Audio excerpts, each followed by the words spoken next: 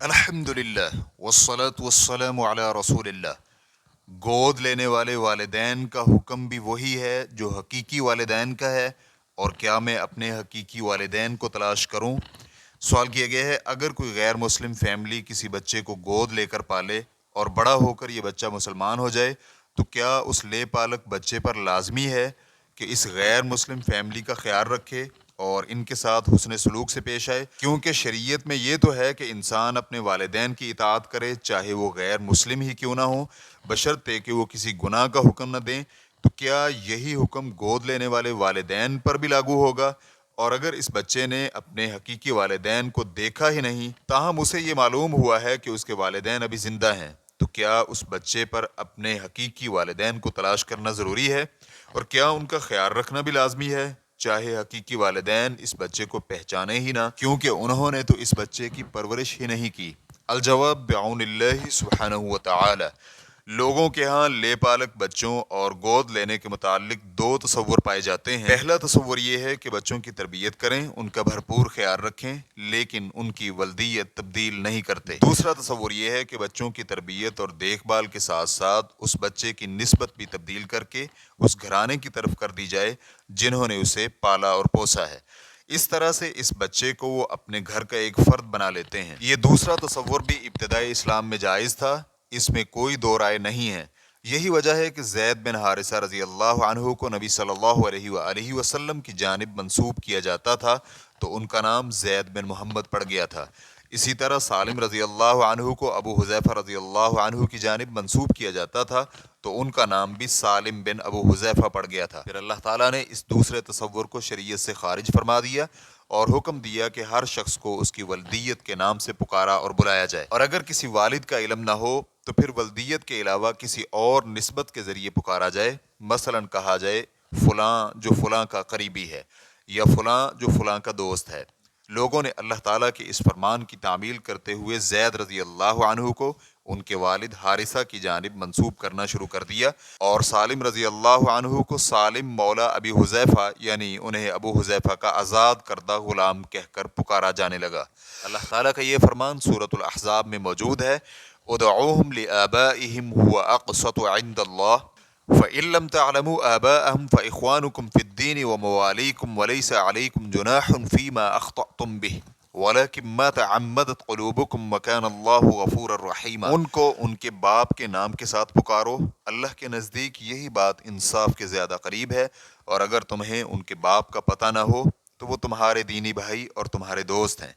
اور تم سے اس بارے میں اب تک جو غلطیاں ہوئی ہیں ان کا تم پر کوئی گناہ نہیں، البتہ جن باتوں کا تمہارے دلوں نے قصد و ارادہ کر لیا تھا ان پر تمہاری گرفت ہوگی، اور اللہ بڑا معاف کرنے والا، بڑا رحم کرنے والا ہے۔ سورۃ الاحزاب آیت نمبر 5۔ اس کی وجہ یہ ہے کہ نسب سے بہت سے احکامات تعلق رکھتے ہیں، مثلا رضاعت، پرورش، سرپرستی، نفقہ، وراثت، قصاص، چوری کی حد، حد تہمت، گواہی اور دیگر امور کا تعلق نسب سے کافی گہرا ہوتا ہے۔ تاہم پہلا تصور کہ جس میں یتیم یا غریب بچے کی دیکھ بھال اسی طرح کی جاتی ہے جیسے انسان اپنی اولاد کی کرتا ہے، اور اس کی ولدیت اور نسب میں کوئی تبدیلی نہیں کرتا، تو یہ حرام نہیں ہے بلکہ یہ تو جلیل القدر نیکی ہے۔ اس عمل کی اہمیت اس وقت اور بھی دوچند ہو جاتی ہے جب جنگوں سے متاثر بچوں کی دیکھ بھال کی جائے یا ایسے بچوں کی پرورش کی جائے جن کے خاندان والے کسی حادثے میں فوت ہو جائیں یا جنگ کا نشانہ بن جائیں۔ مذکورہ دونوں تصورات میں گود لینے والا خاندان یا بچے کو منہ بولا بیٹا بنانے والا گھرانہ بچے کا حقیقی خاندان نہیں بن جاتا کہ ان کے ساتھ ایسا ہی حسن سلوک، صلہ رحمی اور اطاعت کرے جیسے حقیقی والدین کی ہوتی ہے۔ تاہم اس کا مطلب یہ بھی نہیں ہے کہ ایسے تینوں خاندانوں سے قطع تعلقی کر لی جائے، نہ ہی اس سے ان تینوں خاندانوں سے ملنے جلنے، حال دریافت کرنے، صلہ رحمی اور نیکی کرنے کی حرمت کشید کی جائے، بلکہ یہ تو اسلام کی امتیازی خوبی اور اسلام کی بنیادی اخلاقی اقدار میں شامل ہے، کیونکہ اسلام تو اجنبی لوگوں کے ساتھ بھی نیکی اور دیگر مثبت سرگرمیوں کی خوب حوصلہ افزائی کرتا ہے۔ تو پھر جس نے کسی کی تربیت کی ہے، اس کا خیال رکھا ہے اور اپنے سینے کا دودھ پلایا ہے، تو اس کے ساتھ حسن سلوک اور نیکی کی تو بہت زیادہ ضرورت ہوتی ہے، بلکہ ایسے محسن لوگوں کے حقوق ادا کرنا اور ان کی نیکی کا بدلہ نیکی سے دینے پر ہر سلیم الفطرت شخص یقین رکھتا ہے، اور شریعت بھی اس کی مکمل تائید کرتی ہے، جیسے کہ اللہ سبحانہ و تعالیٰ کا فرمان ہے، هل جزاء الاحسان الا الاحسان، اور احسان کا بدلہ احسان ہی ہے، سورۃ الرحمن آیت نمبر 60۔ اسی طرح جناب عبداللہ بن عمر رضی اللہ عنہما کہتے ہیں کہ رسول اللہ صلی اللہ علیہ وآلہ وسلم نے فرمایا، جو شخص اللہ کا واسطہ دے کر پناہ طلب کرے اسے پناہ دے دو، جو شخص اللہ کے نام پر مانگے اسے دے دو، اور جو شخص اللہ تعالیٰ کے نام پر امان مانگے اسے امان دے دو، اور جو شخص تم سے حسن سلوک کرے اسے اس کا بدلہ دو، اور اگر تمہارے پاس بدلہ دینے کو کچھ نہ ہو تو اس کے لیے اتنی دعا کر دو حتیٰ کہ تمہیں یقین ہو جائے کہ تم نے اس کے احسان کا بدلہ چکا دیا ہے۔ اس حدیث کو ابو داؤد حدیث نمبر 1762 اور نسائی حدیث نمبر 2567 نے روایت کیا ہے، اور علامہ البانی رحمہ اللہ نے اسے صحیح کہا ہے۔ علامہ عظیم آبادی اس حدیث کی شرح کرتے ہوئے عون المعبود میں لکھتے ہیں،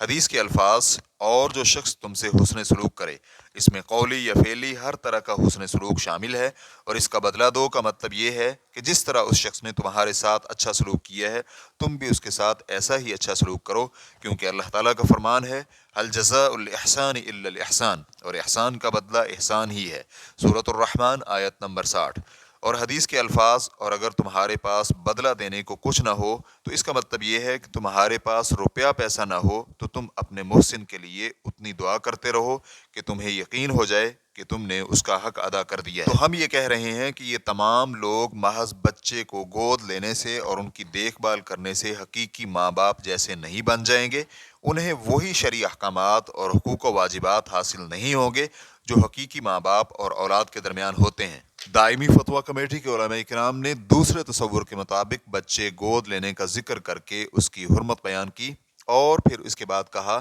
کہ سابقہ تفصیلات سے یہ ظاہر ہوتا ہے کہ بچے کی ولدیت تبدیل کر کے پرورش کرنے کے خاتمے کا مطلب یہ نہیں ہے کہ انسانیت کو بھی ختم کر دیا گیا، اسلامی حقوق، اخوت، محبت، تعلق داری، حسن اخلاق کو بھی ختم کر دیا گیا، نہ ہی اس کا یہ مطلب ہے کہ اعلیٰ اخلاقی اقدار کی کوئی گنجائش نہیں۔